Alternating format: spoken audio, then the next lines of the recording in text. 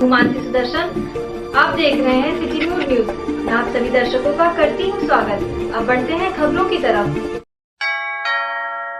अयोध्या के मिल्कीपुर विधानसभा क्षेत्र में चुनावी रैली के दौरान बीएसपी के राष्ट्रीय महासचिव सतीश चंद्र मिश्रा ने अयोध्या मंडल के 3 विधानसभा उम्मीदवारों की घोषणा किया। सुल्तानपुर लम्भुआ से उदराज वर्मा पंकज, अमेठी से रागिनी तिवारी व सुल्तानपुर शहर से डॉक्टर डीएस मिश्रा उम्मीदवार घोषित हुए। मिल्कीपुर विधानसभा के सर्वोदय इंटर कॉलेज में चुनावी रैली के दौरान सतीश मिश्रा ने भगवान राम को छोड़कर सीता पर सियासत शुरू कर दी। उन्होंने कहा कि जब भाजपा वाले भगवान राम के नाम पर वोट मांगते हैं, राम का नाम तो लेते हैं लेकिन माता सीता को भूल जाते हैं। धर्म पर आस्था रखने वाले सभी जानते हैं कि बिना सीता के भगवान राम पूर्ण नहीं। सीता है तभी राम है। राधा बिना कृष्ण भी नहीं, जैसे पार्वती के बिना शिव नहीं। सीता पार्वती व राधा को लेकर महिलाओं पर सतीश मिश्रा का बयान। भाजपा का महिलाओं को लेकर सोच अलग। जब हम आए अयोध्या हमने किया रामलला और हनुमानगढ़ी का दर्शन पूजन। हमें मिला सही आशीर्वाद। बसपा की रैली में पूरे प्रदेश में उमड़ रहा है जनसैलाब। प्रदेश में बहुजन समाज पार्टी की बनेगी बहुमत की सरकार। अयोध्या मंडल से होंगे सभी मजबूत प्रत्याशी। अयोध्या मंडल में है 25 सीटें जिसमें 6 है सुरक्षित सीटें। सभी सीटों पर जीतेगी बीएसपी, जीत हासिल करेगी। सरकार बनाने में अयोध्या मंडल का सबसे बड़ा योगदान होगा। सतीश चंद्र मिश्रा मिल्कीपुर विधानसभा क्षेत्र के सर्वोदय इंटर कॉलेज में एक चुनावी रैली को संबोधित कर रहे थे।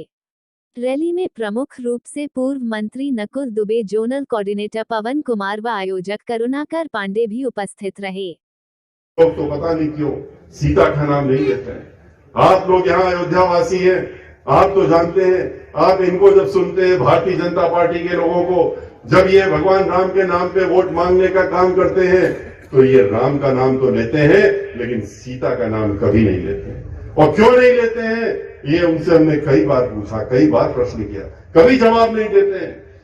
और जबकि ये जानते हैं, पूरा विश्व जानता है, सभी जानते हैं, जो धर्म पे आस्था रखते हैं वो सब जानते हैं कि बिना सीता के भगवान राम अकेले कुछ नहीं है। राम बिन सीता नहीं हो सकते, जैसे कि राधा बिन कृष्ण नहीं हो सकते, ऐसे राम बिन सीता नहीं, पार्वती बिन जैसे कि शिव जी नहीं हो सकते। लेकिन ये महिलाओं के बारे में इनकी कुछ सोच अलग है।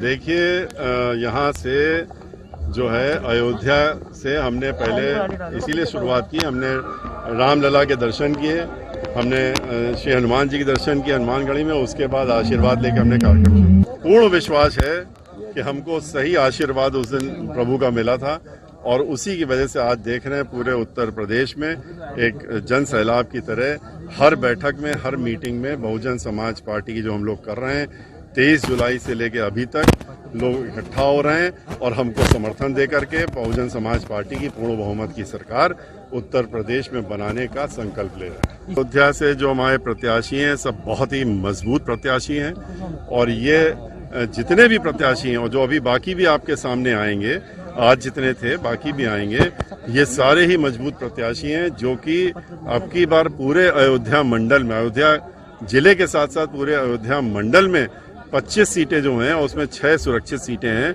इन सब में अब की बार बहुजन समाज पार्टी से ही सब लोग लड़ रहे हैं और बहुजन समाज पार्टी चुनाव जीतने का काम इसमें जरूर करेगी और सरकार बनवाने में सबसे बड़ा योगदान फैजाबाद मंडल का है।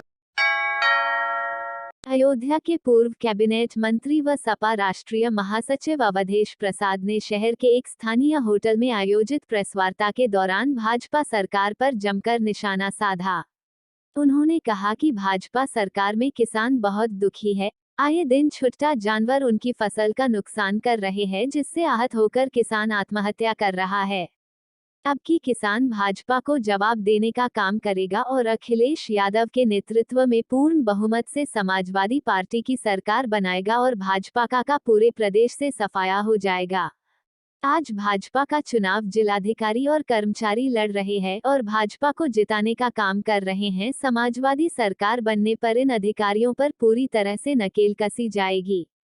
आज योगी और मोदी की रैलियों में आंगनबाड़ी कार्यकर्ता और बेरोजगार युवा उनकी रैलियों का विरोध कर रहे हैं। किसानों की फसल सांडों से बचाने के लिए, कमर तोड़ बढ़ती हुई महंगाई पर रोक लगाने के लिए, समाजवादी सरकार में कराए गए एवं बंद पड़े विकास कार्यों को शुरू कराने के लिए यूपीटीईटी एवं तमाम प्रतियोगी परीक्षा में प्रश्न पत्र लीक करके युवाओं के भविष्य के साथ खिलवाड़ करने के लिए, इन सभी बातों को देखते हुए आगामी 28 दिसंबर को समाजवादी पार्टी के कार्यकर्ता व किसान तहसील मिल्कीपुर में इकट्ठा होकर विशाल धरना प्रदर्शन कर अपना विरोध दर्ज कराएंगे। करने का क्या उद्देश्य है? प्रेस करने का और प्रेस के विद्वान साथियों से मुलाकात करने का प्रयोजन ये रहा कि आज हमारा किसान सबसे ज्यादा दुखित है, पीड़ित है। इस कड़ाके की ठंड में किसान की रात खेतों में बीती जा रही है। मेढ़ों में और सांडों से, छुट्टा जानवरों से खेती को बचाने के लिए रात गुजारनी पड़ रही है खेतों में, जिसको लेकर लगातार 5 साल से, जब से इस प्रदेश में आदरणीय योगी जी की अगुवाई में सरकार बनी है, और तब से अयोध्या में निर्माणाधीन भव्य श्री राम मंदिर की भव्यता जहां एक और पूरे विश्व में कीर्तिमान के साथ स्थापित हो रही है, तो वही अरब देशों में भी हिंदू सनातन धर्म के प्रति आदर भाव बढ़ रहा है। दरअसल अबू धाबी में निर्माणाधीन हिंदू मंदिर में अयोध्या वासियों ने भी अपनी कार सेवा शुरू कर दी है। दुबई में प्रवासी अयोध्यावासी विवेक तिवारी वैसे तो बस सिलसिले नौकरी दुबई में रहते हैं, मगर प्रधानमंत्री मोदी के प्रयास से निर्मित हो रहे हिंदू मंदिर में कार सेवा के लिए सपरिवार तल्लीन है।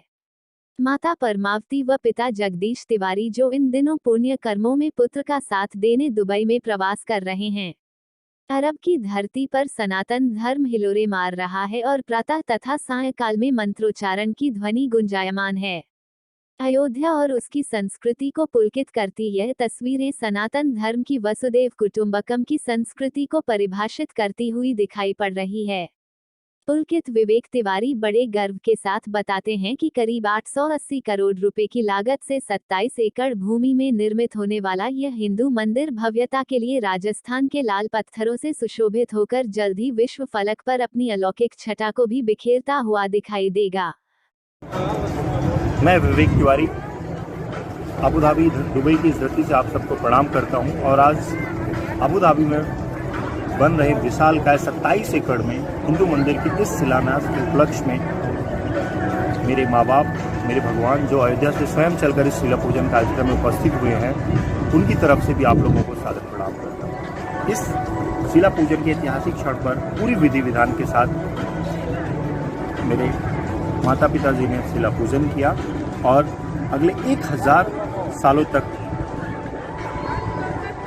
इस मंदिर की नींव के लिए अपनी शिलाएं दान की, जिसके लिए मैं समस्त पाक हिंदू मंदिर परिवार की तरफ से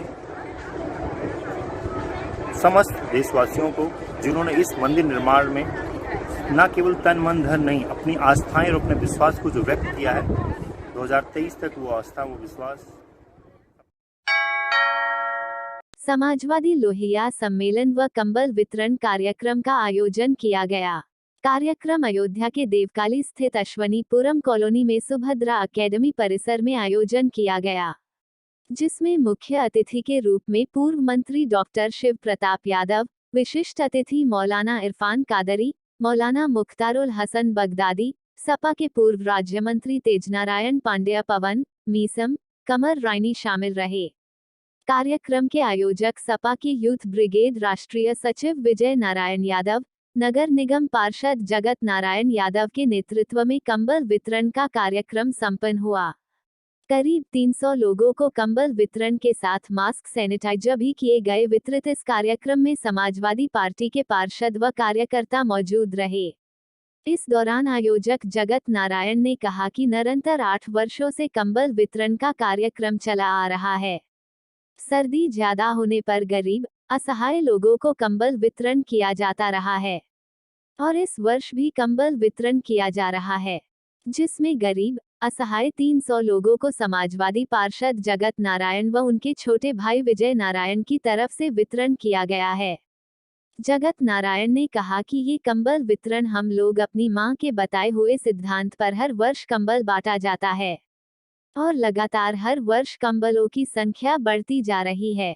इस अवसर पर मौलाना मुख्तारुल हसन बगदादी ने इस कंबल वितरण की सराहना किया व सभी समाजसेवी व आमजन मानस से अपील किया कि इस तरह सामाजिक कार्य व समाज की सेवा होना चाहिए ताकि इस ठंड के मौसम में गरीब तक कंबल पहुंच सके और ठंड से बचे। इरफानुल हक कादरी है, राष्ट्रीय उपाध्यक्ष समाजवादी पार्टी अल्पसंख्यक सभा हूँ। मैं कन्नौज से आया हूँ और ये समाजवादी लोहिया सम्मेलन कंबल वितरण कार्यक्रम है। ये माननीय पार्षद के द्वारा आयोजित किया जा रहा है। ये एक सोशल काम है, गरीबों की सहायता और मदद। इससे बेस्ट इंसानियत में दूसरा काम और कोई नहीं हो सकता है कि जो इस सर्दी के मौसम में उनके लिए एक आसरा बनकर एक कंबल देने का। मैं हर वर्ष कंबल वितरण कार्यक्रम करता हूँ। ये हमारा समाजवादी लोहिया सम्मेलन कंबल वितरण कार्यक्रम है और ये निरंतर 8 वर्षों से चला आ रहा है। इसमें 300 लगभग कंबल हमने वितरित किया है, उसका निश्चय किया है। और कोविड को देखते हुए हमने मास्क और सैनिटाइजर भी डिस्ट्रीब्यूट करने का किया है। माता जी के ही आशीर्वाद से और उन्हीं के समझ लीजिए उन्हीं के द्वारा हमको प्रेरणा मिली है कि हम लोगों में समानता और सहयोग और ये सब भावनाएं बना रखें और लोगों में डिस्ट्रीब्यूट करते रहें कंबल। और इसकी संख्या निरंतर हम हर वर्ष बढ़ाते ही रहेंगे। लोगों का सहयोग मिल। जैसा कि मुझे मालूम है कि ये हमारे पड़ोस के हलके के जगत नारायण यादव जी पार्षद हैं और ये हर साल कंबल वितरण का काम करते हैं, तकसीम करते हैं और लोगों को बांटते हैं। हर साल आते रहे, इस साल भी इन्होंने प्रोग्राम किया और साथ में समाजवादी लोहिया सम्मेलन का भी इनेकाद किया। और मुझे मालूम ये हुआ कि न सिर्फ के स्टेट लेवल के बल्कि प्रदेश स्तर के हमारे अहम मुफक्किरीन हजरात तशरीफ़ ला रहे हैं, ख़ास तौर से हज़रत अल्लामा मौलाना इरफानुल हक साहब जो हमारे अल्पसंख्यक सेल के उपाध्यक्ष हैं नेशनल लेवल के, और पूर्व मंत्री हैं डॉक्टर SP यादव साहब, वो भी आ रहे हैं। तो आप हजरात की आमद पर यहाँ आए। इन्होंने सिर्फ यही नहीं कि कंबल वितरण का काम किया, बल्कि मैं अपने हलके के साथ साथ अपने पड़ोस के हलके की भी गवाही दे सकता हूँ कि इन्होंने बुनियादी तौर पर जो समाज सेवक होता है जिस तरह काम करना चाहिए उस तरह काम किया है। तो हम लोग इसमें उसके शुक्रिया के तौर पर और हजरत मौलाना साहब के इस्तकबाल के तौर पर आए। आज के लिए बस इतना ही। कल फिर मिलेंगे इसी समय इसी चैनल पर। अब हमें दीजिए इजाजत। नमस्कार।